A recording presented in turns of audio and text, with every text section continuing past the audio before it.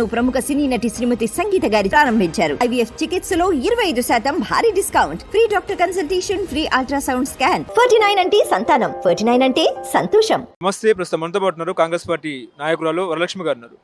లక్ష్మి గారు, మీరు నిన్న తెలంగాణ భవన్కి వెళ్ళారు. సో మీ మీద అటాక్ అయిన పరిస్థితి ఏం జరిగింది, ఎందుకు వెళ్ళారు, అసలేంటి? మేము మా ప్రభుత్వం అధికారంలోకి వచ్చిన కానుంచి టీఆర్ఎస్ వాళ్ళు, గత పాలకులు వాళ్ళ బాధ ఏంటంటే తట్టుకోలేకపోతున్నారు.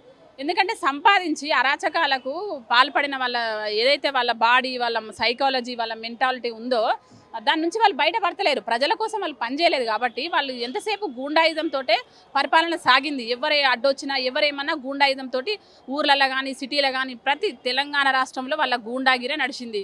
వాళ్ళ గడిల పాలనే నడిచింది, ప్రజాపాలన నడవలేదు. ఈ ప్రజాపాలన తట్టుకోలేక మేము అంతమైపోతున్నాము, మమ్మల్ని ప్రజలు చీకొడుతున్నారు, మాది పేరు ఊరు లేకుండా పోతుంది అనేది ఒక విధమైన లోనైపోయి వాళ్ళు ఒక పిశాచుల్లాగా, ఒక గూండాల మాదిరి. జరిగిన విషయం ఏంటంటే, మేము ఎక్కడ మాట్లాడినా కూడా మీ దానిలో కూడా చాలా రోజుల నుంచి మాట్లాడలేదు, ఏ మీడియాలో మాట్లాడాలో భయం వేస్తుంది.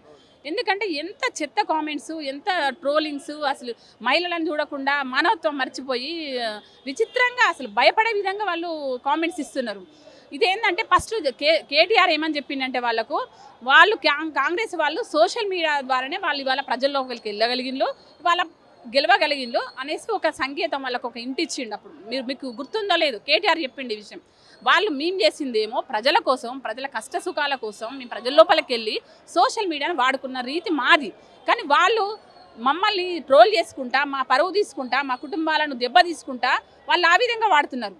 ఒక మంచిని మంచిగా వాడాలి, ప్రజల కోసం వాడాలి, కానీ తప్పుదారి పట్టించే రీతి వాళ్ళది, వాళ్ళ గుణం. కాబట్టి నిన్న మేము కొండా సురేఖ గారి మీద తను రఘునందన్ రావు గారు ఒక నూలు దండ వేసినంత మాత్రాన మీకు కళ్యాణ లక్ష్మి చెక్ ఎవరిస్తారు, షాదీ ముబారక్ అనేసి అట్లా హరీష్ రావు గారి పేరు మీద అలా పెట్టడము ఎంత దురదృష్టకరం అండి. ఎంత బాధపడాలి అంటే, సమాజంలో మహిళలు తిరగకూడదా, రాజకీయంగా వాళ్ళు ఎదగకూడదా? అంటే ఒక బీసీ బిడ్డ, ఒక చేనేత బిడ్డను, ఒక చేనేత దండను మీరు ఆ విధంగా అవమానిస్తారా? మీరు ఇవాళ చేనేత వాళ్ళు నేస్తేనే కదా ఇవాళ సమాజంలో తిరగలుగుతున్నారు. రాజయుగం నుంచి బయటపడ్డామంటే మా చేనేత వాళ్ళే కదా దారి చూపింది. అది అంగిత జ్ఞానం లేకుండా ఆ విధంగా ట్రోల్స్ చేయడం వల్ల చాలా బాధకు గురైపోయింది, తట్టుకోలేని స్థితిలోకి వెళ్ళిపోయింది.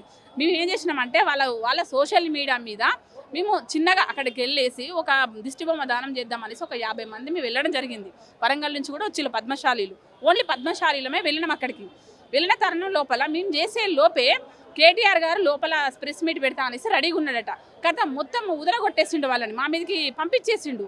వాళ్ళు అసలు ఎంత సడన్ అటాక్ చేసేసి రాక్షసంగా మా వాళ్ళ మీద పడి దారుణంగా, మీరు చూసిలే కదా అన్ని టీవీలలో కూడా వచ్చింది, ఎంత దారుణంగా అసలు మనుషులు కూడా రీతి కూడా అట్లా ప్రవర్తించరు. కుక్కల మాదిరి వాళ్ళ మీద పడి కొట్టడం, నన్ను తరిమేయడము, అది చూస్తుంటే అసలు ఎంత బాధ కలిగింది. వీళ్ళు మారరా, వీళ్ళు అసలు దేనికి లోనైపోతున్నారు, వీళ్ళు సమాజంలో లేరా, వీళ్ళ డబ్బేనా వీళ్ళ అహంకారానికి ఈ రోజున ఇట్లా నడిపిస్తుంది అనేది బాధ కలిగింది.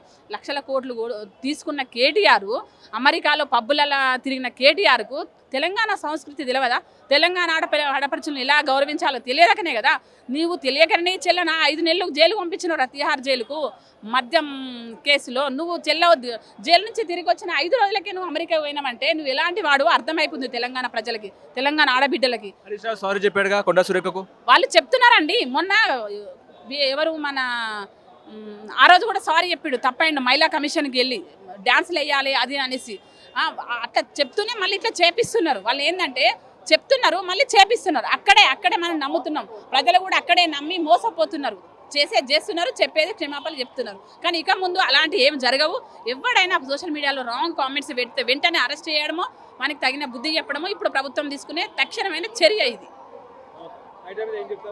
హైడ్రా మీద ఏముందండి, నేను ఒకటే చెప్తున్నా, మీరు ఒక మాట విన్నారో లేదో. మొన్న ఎవరు మన ఈటల రాజేంద్ర గారు కూడా ఏమన్నారంటే, మూసీ పరివాహక ప్రాంతంలో నివసిస్తున్న ప్రజలు జీవోత్సవంలాగా బ్రతుకుతున్నారు కొన్ని 20-30 సంవత్సరాల నుంచి, అయినా వాళ్ళు అక్కడే ఉంటున్నారు అనేది ఒక్క మాట ఆలోచించాలి. జీవోత్సవంలాగా ఎన్ని రోజులు బ్రతకనిస్తాం?